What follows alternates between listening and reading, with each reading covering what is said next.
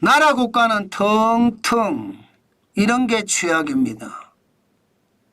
저는 여러분 가계의 국간도 튼튼해야 되고 기업의 국간도 튼튼해야 되거든요. 나라의 국간도 저는 당연하다고 생각을 해요. 그런데 나라 국간이 텅텅 비잖아요. 그러면 최악으로 가는 시나리오가 된다 이렇게 생각합니다. 왜냐하면 돈을 쓰고 싶어도 쓰지 못하는 그런 최악의 상태가 올 수도 있거든요. 경기가 침체하는데 나라 돈을 풀어서 마중물이 돼줬으면 좋겠는데 나라가 빚이 많으면 그 일을 쉽게 하지 못합니다. 그것이 우리 경제에는 치명타를 안길 수도 있거든요. 지금 나라 국간이 딱 그 모양새입니다. 여러분 이거 한번 보세요. 예, 8월입니다. 국가 재정 현황을 보면 총 수입은 396조 7천억 원이에요. 그런데 쓴 돈은 447조 원입니다. 통합재정수지라고 이야기를 하는데 이게 50조 4천억 원, 50조 4천억 원. 마이너스예요, 마이너스. 쉽게 말하면 세금으로 긋고 4대 보험이라고 하죠. 보험료로 긋고 긋는 돈은 396조 7천억 원인데 쓰는 돈은 447조 원이라는 거예요.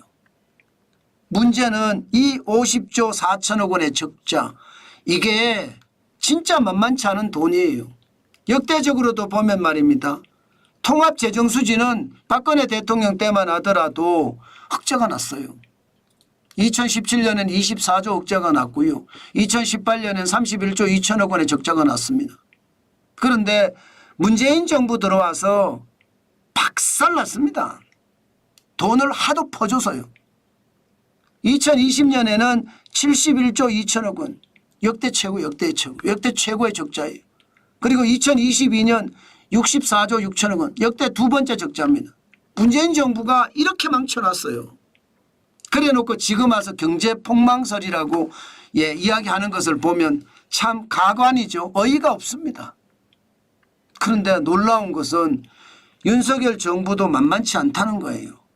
공룡 야당이기 때문에 정책을 마음대로 펼 수가 없다. 법안을 바꿔야 되는데 못 바꾸기 때문에 어쩔 수 없이 지출을 한다. 그게 많다. 이렇게 이야기하지만 연간 목표가 44조 4천억 적자가 목표인데 벌써 50조 4천억 원이 됐다는 건 여러분 나라 살림을 제대로 못 살았다예요.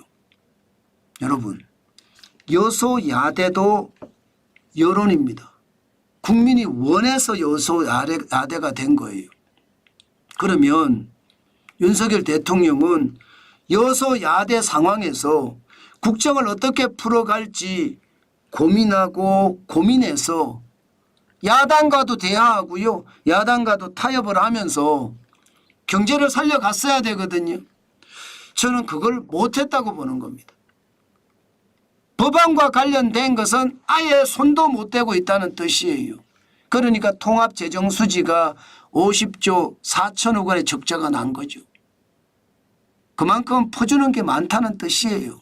뭐 실업보험으로 퍼주죠. 예, 그 외에 복지로 퍼주는 돈이 이게 1년에 어마어마한 금액입니다. 더 큰 문제는요.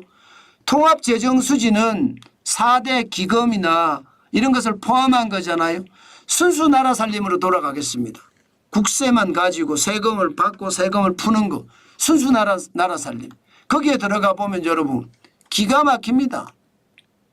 2024년 1월에서 8월까지가 84조 2천억 원의 적자입니다. 야, 괜찮을까요? 2020년 112조 적자가 났었고 2022년 117조 적자가 났거든요. 2022년 이게 권력교체입니다. 이럴 때 말입니다. 이쪽에서 풀고 저쪽에서 푸니까 이런 문제가 생긴 거거든요. 저는 참 무책임하다고 생각해요.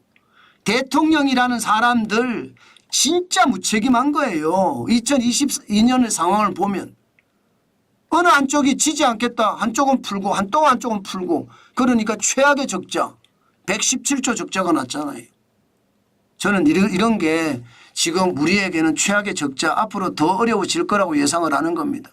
문제는 올 8월에 벌써 84조 2천억 원의 적자면 올해 목표치가 91조 6천억 원이면 이것도 말입니다. 역대 세 번째 적자, 역대 세 번째 적자. 최악이죠. 그러면 여러분, 나라 살림은요. 나라 살림이 이렇게 무너지면 빚은 뭐 말할 것도 없습니다. 8월까지 국가 채무가 1167조 3천억 원이거든요. 이게 중앙정부의 채무입니다. 연간 목표는 1163조였습니다. 지금 연간 목표보다 더 많죠.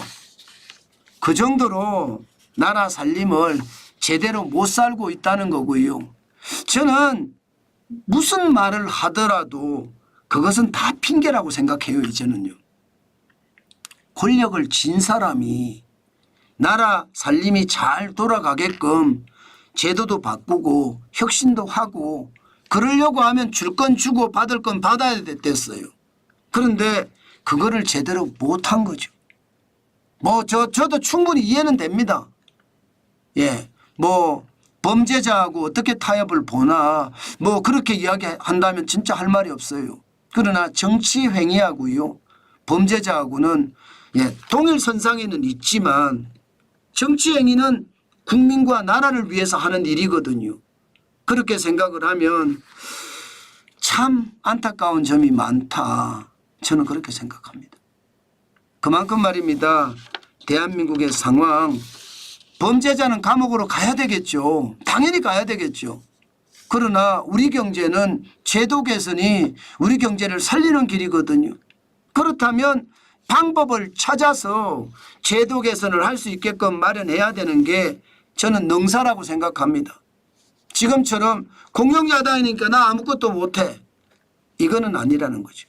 노력하는 모습, 최소한 모습이라도 보여주면 국민들이 나설 텐데 요즘 그런 모습이 안 보이는 게 안타깝습니다. 지금 이대로면 나라가 누란 지위에 서겠다 하는 이야기도 저는 진짜 장난이 아니라고 생각합니다. 그만큼 말입니다. 우리의 상황이 굉장히 나빠졌다는 뜻입니다.